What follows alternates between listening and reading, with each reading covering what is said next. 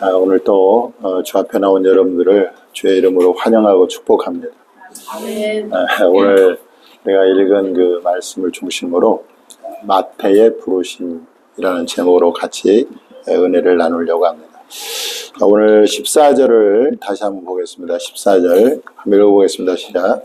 또 지나가시다가 알페의 아들 레이가 세간을 앉아있는 것을 보시고 그에게 이르시되 나를 따르라 하시니 일어나 따르니라. 예수님이 좀 특징이 있는데 앞에서도 보면은요, 베드로와 안드레를 부르실 때도 그렇고 또 야고보와 요한을 부르실 때도 그렇고 항상 어디를 지나가시다가 제자를 부르셨습니다. 오늘 또 보니까 지나가시다가 세관에 앉아있는 세관에서 일하고 있는 마태, 레이, 마태를 부르셨는데 마태의 이름이 레이입니다. 레이가 그 마태입니다. 그래서 동일한 기사를 기록하고 있는 마태복음 9장 9절을 보면 레이를 마태라고 이렇게 분명히 나와 있어요. 당시 유대 땅은 우리가 그 일본의 36년 동안 식민 지배를 당한 것처럼 당시 유대는 예수님 당시에 유대는 로마의 식민 지배를 받고 있었습니다. 그러니까 이제 유대인이었던 이 레이가 마태가 로마의 정부에 고용이 돼서 동족의 같은 동족의 그 유대인들에게 세금을 걷어서 이제 로마 정부에 납부하는 그런 일을 했죠. 그 과정에서 뭐 세금을 많이 또 착복하기도 하고 그렇게 해서 삭개오라는 사람은 세리장이잖아요. 세리장. 그래서 부자가 됐는데 그러다 보니까 이 유대인들이 이 세리에 대한 감정이 좋지 않죠. 저놈들은 동족의 피를 빨아먹는 매국노다 해가지고 이 세리들을 굉장히 멸시를 하고 경멸을 했습니다. 그런 레이를, 그런 마태를 예수님이 제자로 부르신 거예요. 그런데 성경에 보면 참 예수님이 부르시는 사람들 면면을 보면은요, 참 기가 막혀요. 잘나고 똑똑하고 뭐 이렇게 재능이 많고 이런 사람들도 물론 부르시지만은 그 사도 바울 같은 건 초엘리트잖아요. 그런 사람도 부르지만은 대부분의 사람들이 그 고린도전서 1장에 보면 미련하고 약하고 그리고 천하고 멸시받고 없는 것들을 택하셨다 이렇게 합니다. 그리고 그래서 그런 사람들을 택해서 지혜 있는 자들, 강한 자들, 있는 자들을 부끄럽게 하신다 이렇게 말씀하고 있어요. 자, 유대인들에게 멸시를 받고 천대를 받았던 이 마태를 예수님이 부르셔서 12사도를 삼지 않습니까? 그렇게 해서 이 마태가요 결국 위대한 사도가 되지 않습니까? 마태복음이 누가 썼습니까? 마태복음을 누가 썼을까요? 마태가 썼어요. 그러니까 하나님의 말씀을 기록하는 위대한 사람으로 하나님께서 마태를 사용하신 거죠. 그래서 우리가 좀 약하고 부족하고 또 없고 할지라도 저와 여러분도 얼마든지 주님의 손에 붙들리게 되면 우리도 귀하게 또 위대하게 쓰임받게 될 줄 믿습니다. 아멘. 또 14절에서 또 우리가 발견하는 것은 뭐냐면 제자로 부름을 받든지 성도로 부름을 받든지 이 선택은 예수님께 있다는 것입니다. 예수님께 있다는 것. 내가 예수님을 선택해서 제자가 되는 게 아니에요. 예수님이 나를 선택해서 제자가 되게 하는 것입니다. 성도도 마찬가지예요. 예수를 믿는 성도가 되는 것도 내가 선택해서 예수를 믿는 것이 아니라 예수님이 나를 선택해서 예수를 믿게 하는 거예요. 믿게 하는 거예요. 그래서 성경에 보니까요 이것을 풍성하게 증거해 주고 있습니다. 로마서 8장 30절에 보면 또 미리 정하신, 미리 정했다는 건 뭐죠? 미리 선택했다는, 미리 선택한 그들을 또한 부르시고, 부르신 그들을 또한 의롭다 하시고, 의롭다 하신 그들을 또한 영화롭게 하셨느니라. 에베소서 1장 4절을 보니까 곧 창세 전에, 언제? 이 만물을 짓기 전에 우리를 택하사, 그리스도 안에서 우리를 택하사 우리로 사랑 안에서 그 앞에 거룩하고 흠이 없게 하시려고, 이렇게 말씀합니다. 그 우리를 창세전에 택했다는 거예요. 놀랍지 않습니까, 여러분? 요한복음 15장 16절에 보니까 너희가 나를 택한 것이 아니요 내가 너희를 택하여 세웠나니, 그렇게 말씀합니다. 네.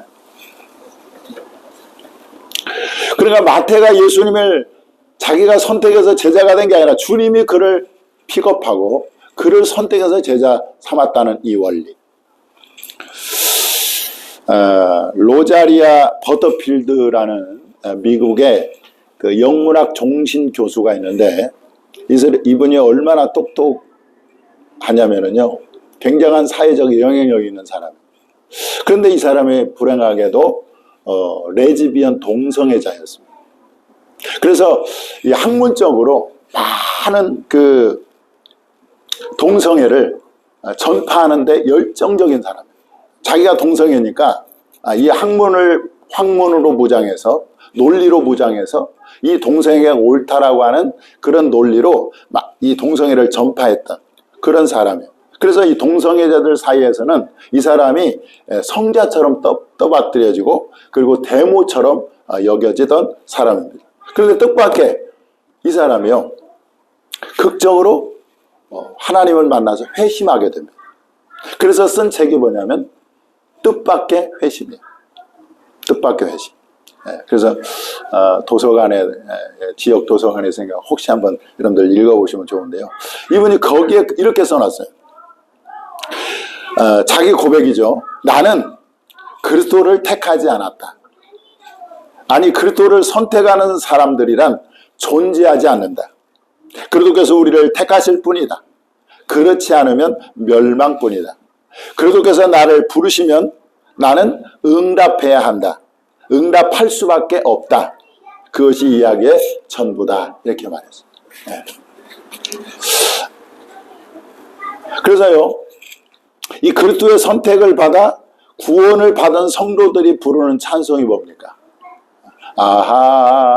하나님의 은혜로 있을 데 없는 자 왜 구속하여 주는지 난 알 수 없도다.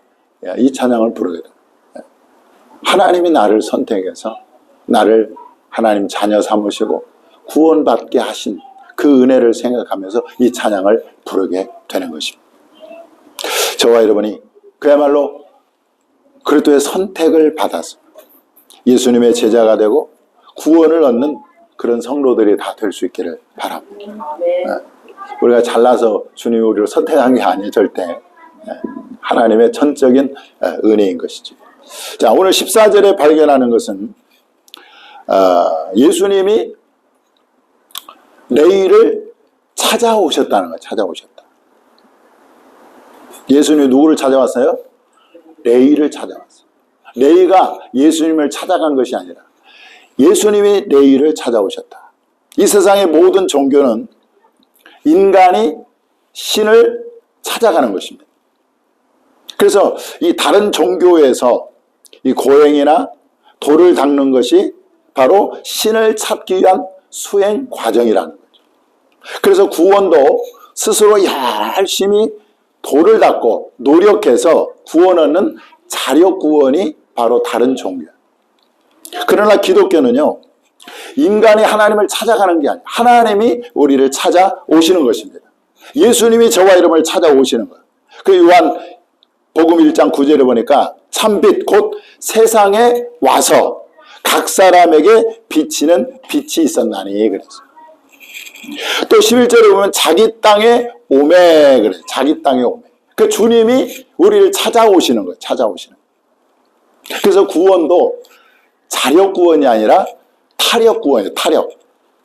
하나님이 저와 여러분을 찾아오셔서 우리를 구원하시는 것입니다.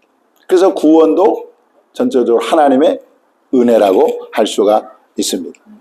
그래서 여러분, 레위를 찾아오셨던 그 예수님이 오늘 이 시간에 여러분들을 찾아오셔서 만나 주시기를 주님의 이름으로 축복합니다. 자, 오늘 15절을 한번 읽어보겠습니다. 15절 다시 한번 읽어보겠습니다. 시작.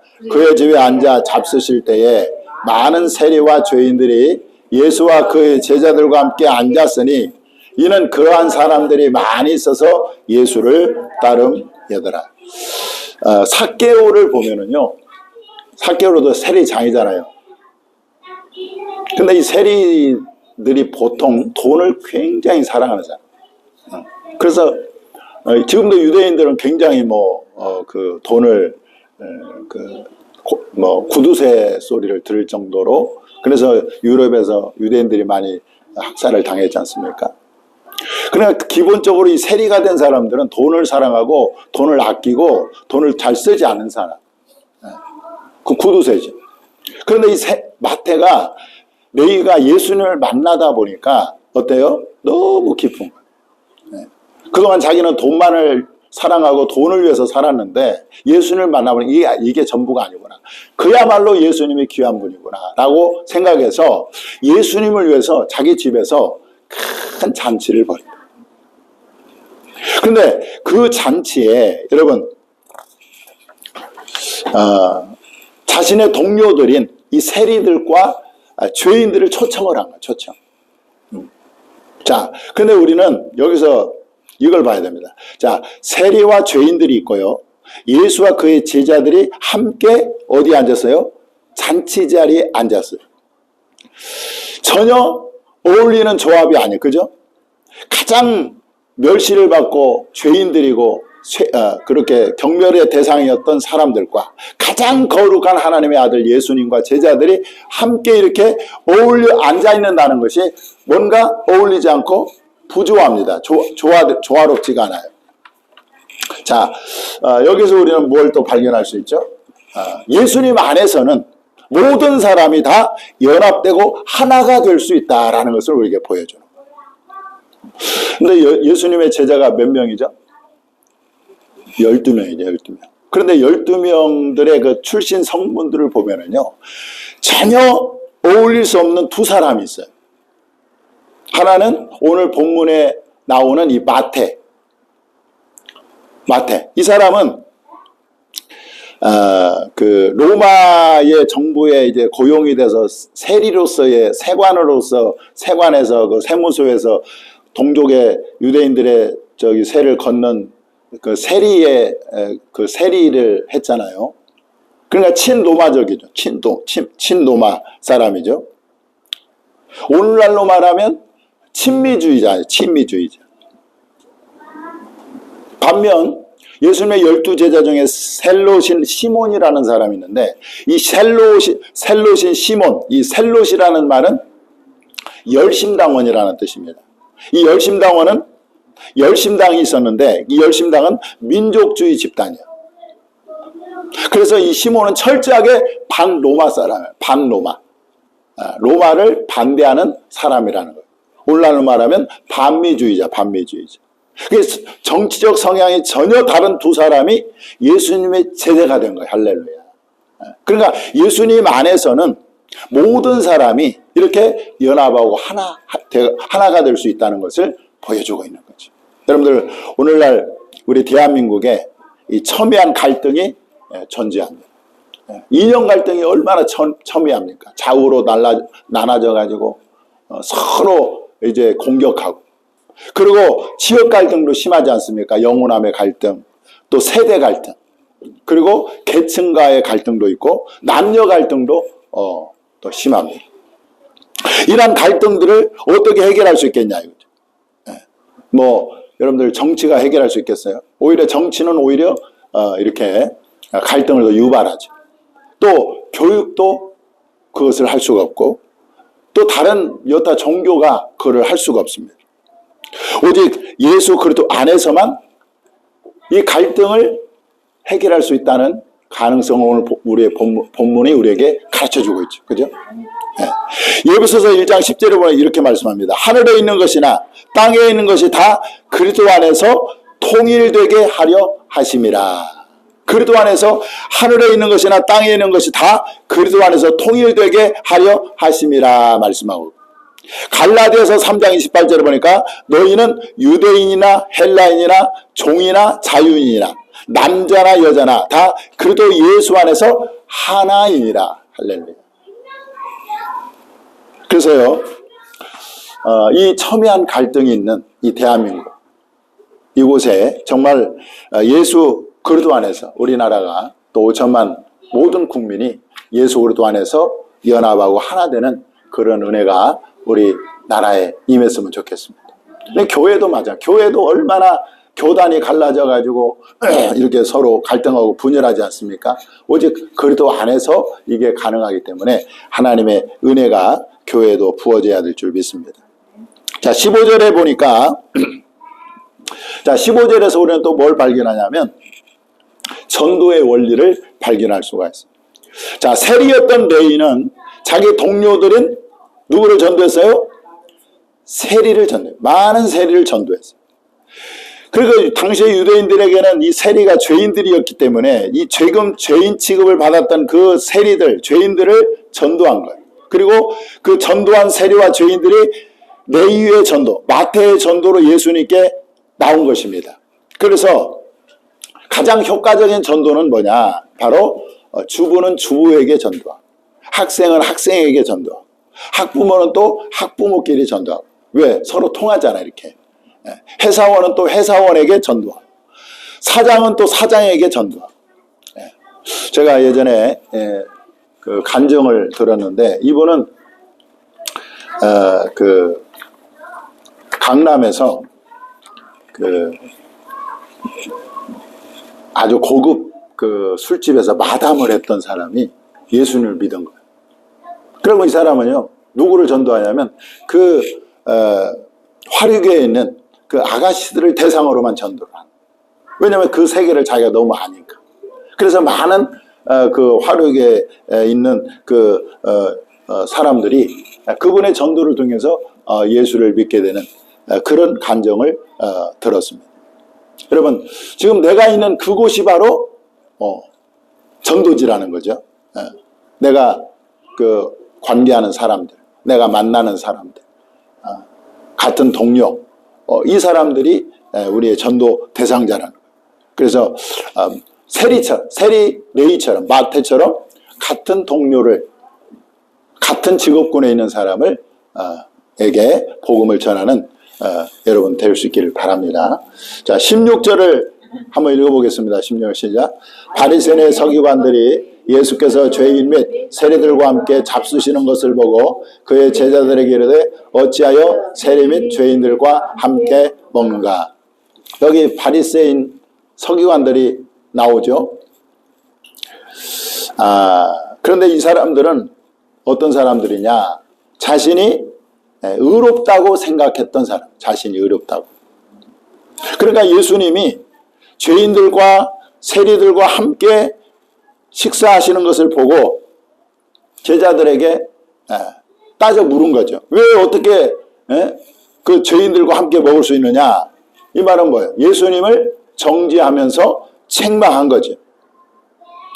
자, 여러분, 하나님 앞에서 자신을 의롭다고 주장하는 사람에 대해서는 하나님은 절대 긍휼을 베푸지 않아요. 신약성경 사복음서를 보세요. 자기가 스스로 의롭다고 생각하는 사람들에 대해서 예수님은 절대 은혜를 베푸거나 그들을 긍휼히 여기지 않았습니다. 오히려 그들을 화있을전저 서기관과 바리새인들을 책망했어요. 반면에 자신이 죄인임을 인정한 사람들에게는 하나님께서 한없이 긍휼을 베푸시고 한없이 은혜를 베푸세요. 누가복음 18장에 보면 두 사람이 나옵니다. 바리새인과 세리의 기도가 나오는데, 이 바리새인은 자신이 의롭다고 생각해서 하나님께 이렇게 기도하죠. 하나님, 나는 다른 사람들 곧 토색, 불의, 간음을 하는 자들과 같지 않고 이 세리와도 같지 않습니다 라고 기도하면서 하는 말이, 나는 일주일에 2번씩 금식하고 또 11조도 하나님께 드립니다 하면서 자신의 그 의로움을 주님 앞에 이렇게 아뢰었죠. 반면에 세리는 어떻게 합니까? 감히 눈을 들어 하늘을 우러러 보지도 못하고 가슴을 치면서 하나님의 나를 불쌍히 여겨주소서, 나는 죄인으로서이다, 이렇게 기도해요. 그러니까 하나님은 어떤 사람의 기도를 받으셨습니까? 네, 세리의 기도를 받으셨어요. 그러니까 하나님 앞에서 우리는요, 내가 뭐 이거 하고 저거 하고 자기를 의롭다 여기면 하나님은 그 사람을 받지 않고, 정말 하나님 앞에서 겸손하게 자신의 죄를 인정하고 긍휼을 구하는 사람에게 주님은 은혜를 베풀어 주시는 거죠. 시편 51편 17절에 보니까 하나님께서 구하시는 제사는 상한 심령이라, 하나님이여 상하고 통회하는 마음을 주께서 멸시하지 아니하시리다 말씀합니다. 우리가 늘 하나님 앞에 나올 때는 우리가 상한 마음을 갖죠. 주님의 공유를 구하는 저와 여러분이 될 수 있기를 바랍니다. 자, 마지막 17절을 읽어보겠습니다. 시작. 예수께서 들으시고 그들에게 이르시되, 건강한 자에게는 의사가 쓸데없고 병든 자에게 쓸데있느니라. 나이는 의인을 부르러 온 것이 아니요 죄인을 부르러 왔노라 하시니라. 아멘. 그래서 예수님의 별명이 뭐였죠? 죄인의 친구라고 붙여졌습니다. 왜냐하면 예수님은 죄인을 부르러 오셨고 죄인들과 함께 어울리셨고, 그리고 죄인을 변화시켜서 의인 만드시고 하나님의 자녀 삼으신 것을 우리가 알 수가 있습니다. 그러니까 예수님이 죄인을 부르러 오셨기 때문에, 여러분 우리는요 죄를 지을 때마다 오히려 주 예수님께 더 가까이 나가서 예수님께 나의 죄를 회개하고 공의를 구할 때 주님께서 우리의 죄를 용서하시고 우리를 불쌍히 여겨 주실 줄 믿습니다. 그래서 이사야 55장 6절 7절에 보니까, 너희는 여호와를 만날 만한 때에 찾으라, 가까이 계실 때에 그를 부르라. 악인은 그의 길을, 불의한 자는 그의 생각을 버리고 여호와께로 돌아오라. 그러면 그가 궁휼히 여기시리라. 우리 하나님께로 돌아오라. 그가 너그럽게 용서하시리라. 여러분, 우리가 그야말로 죄 때문에 괴로워하고 다운되고 낙심이 될 때, 그때 이것을 꼭 기억하세요. 주님은 죄인을 부르러 오셨지 하고 예수님께 그 모습 그대로 나가서 자신의 죄를 아뢰고 용서를 구할 때 주님 우리를 불쌍히 여기시고 우리를 받아주시고 용서해 주실 줄 믿습니다. 우리 한번 기도하겠습니다. 오늘 말씀을 생각하면서 말씀 중에 어떤 말씀이 여러분들의 마음에 와 닿았습니까? 그 말씀 붙잡고, 하나님 이 말씀대로 내가 순종하며 살게 하옵소서. 우리 한번 1분 동안 통성으로 기도합니다.